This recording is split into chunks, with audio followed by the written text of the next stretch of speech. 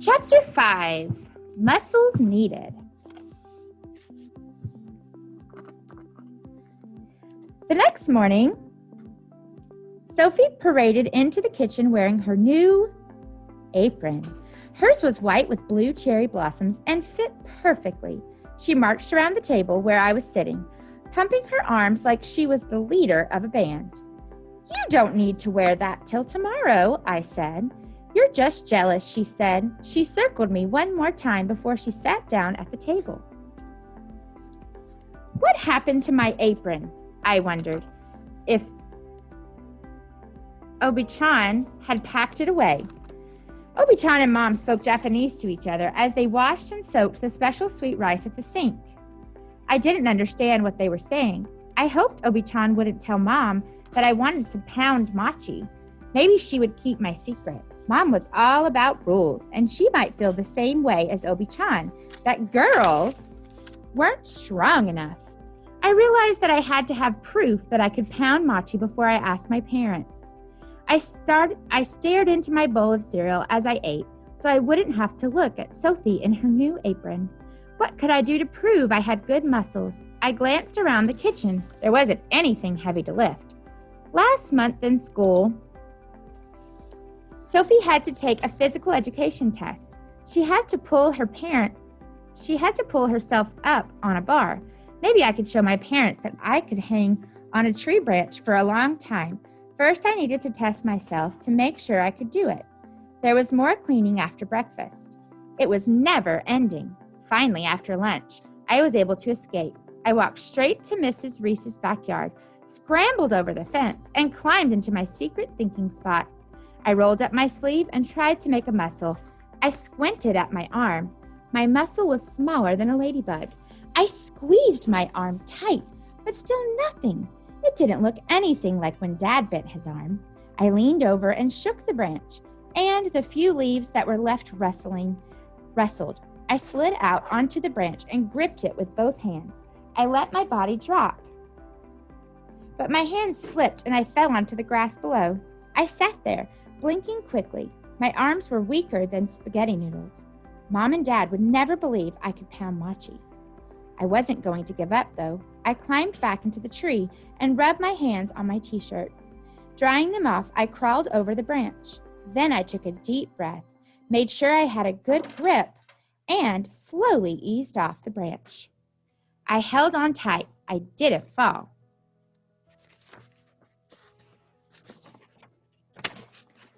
"Jasmine," Mom's voice carried into Mrs. Reese's yard. I hung onto the branch and counted to 5. "Jasmine, are you out there?" I counted to 10. "Jasmine Tagachi," Mom called again. "Come home right away. Your cousin will be here soon." I finally let go and dropped down to the grass. I did it. Now I just had to show my parents. If they saw I could hang onto the branch, they'd know I was strong enough to lift the mochi hammer. If only mean cousin Eddie wasn't complaining today. Not complaining. That word is coming today. Last year, he kept calling me and Sophie babies because we couldn't help him with mochi teski. He wouldn't be able to tease Sophie this year. I would rather eat dirt than spend time with that mean cousin Eddie.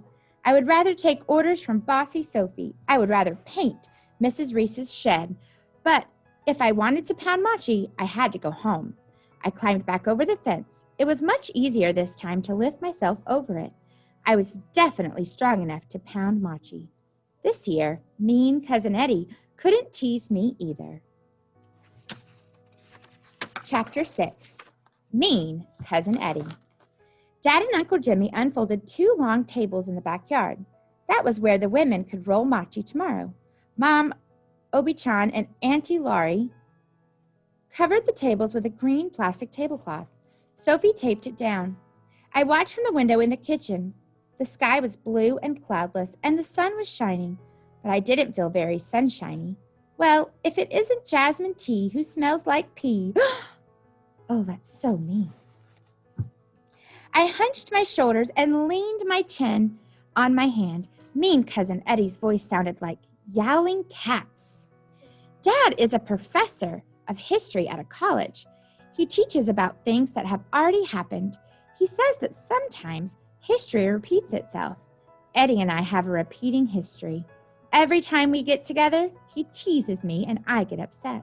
3 years ago, he fell off the couch while he was jumping on it. Maybe he bumped his head super hard because after that he got mean. Sophie thought it was because we saw him cry. Everyone else is helping, but not you. Mean Cousin Eddie said, "You're a weakling." 2 years ago, he couldn't help either. Dad told me not to let Eddie get to me. He always told me to count to 10 before talking with Eddie, so I counted to 20. What? You can't even turn around? Are you so dumb you can't make conversation? Oh, heavens to Betsy, please don't act like Eddie. The kitchen table scraped against the floor as Eddie bumped into it. I kept staring out the window. I counted to 25. You're so lame. I counted to 30. I don't know if all the counting in the world could make that go away. Finally, Eddie gave up and pushed open the back door. A cool breeze drifted in. It smelled like dry leaves outside. Dad and Uncle Jimmy carried the usu from the garage. I stood on my tiptoes to get a better look at the stone bowl they used to turn cooked rice into mochi. It took 2 grown men to carry the bowl into the yard. Mean Cousin Eddie walked behind them, the wooden hammer on his shoulder, like he was some superstar. When he bent to put it down, he wobbled like he was about to fall over. I smiled as he struggled. Then I realized that Eddie, who was 11 years old, had trouble lifting the hammer. Maybe hanging down from a tree branch wasn't good enough. Maybe I should make sure I could pick up the hammer. There's the thought. I waited until after dinner when everyone was busy watching TV and talking. Sophie was on the phone with her best friend, Maya Fung. Eddie was playing a computer game.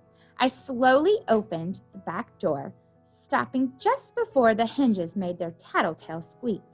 I squeezed outside and pulled the door shut behind me with a soft click. The pavement felt cold against my bare feet. I had left my shoes behind so I could stay quiet, keeping the porch light off so nobody would see me. I took tiny steps in the dark. I put my hands on the mochi table and followed it around to the edge of the yard. There, the usu and the hammer were covered with a tarp. I could just barely see them, looking like a creature standing guard. I shivered and glanced back at the house. All quiet. When I made it to the usu, I slid the tarp off. The mochi hammer shimmered under the stars. I reached over and put my hands around the wooden handle.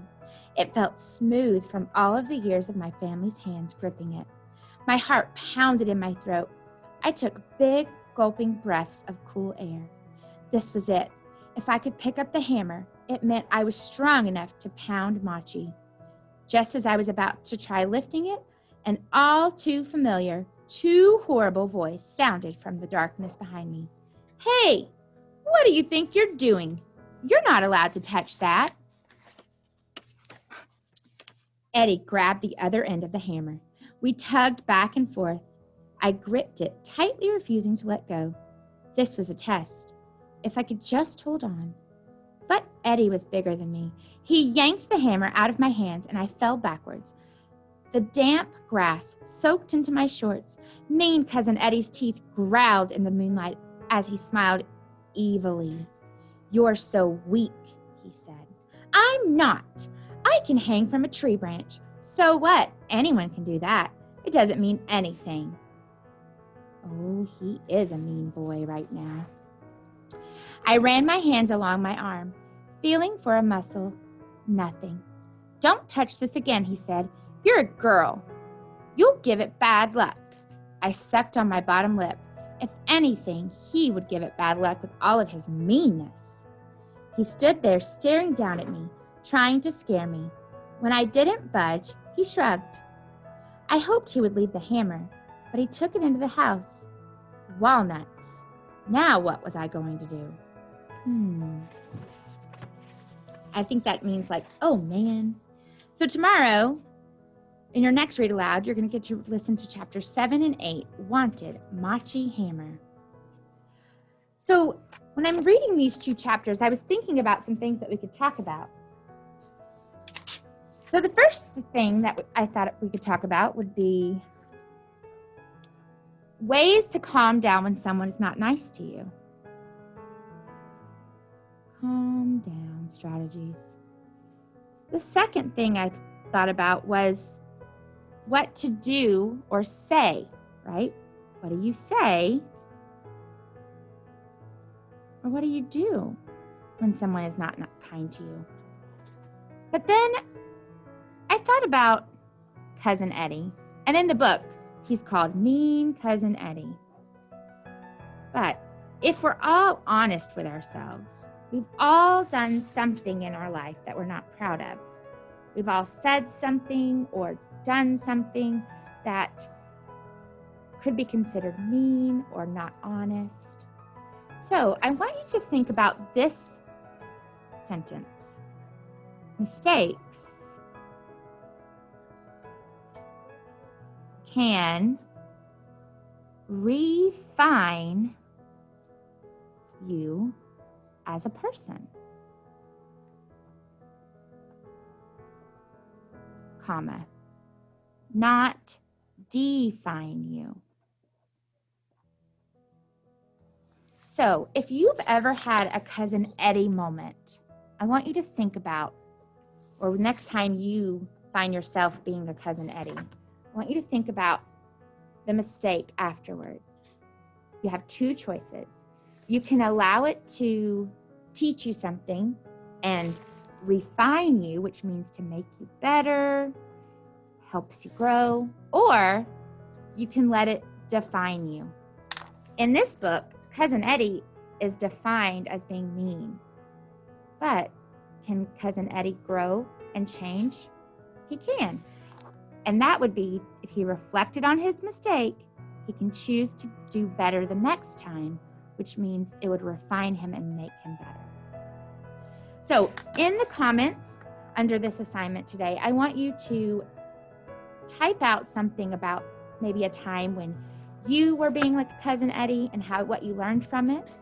Or if you just want to type this statement right back to me, mistakes can refine you as a person, not define you.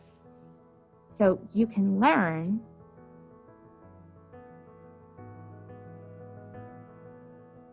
from bad choices that you might make in life.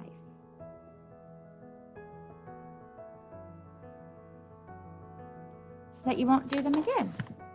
All right, friends, that's all we have for our read aloud today. Thanks for sharing this time with me, and we will talk about this more tomorrow.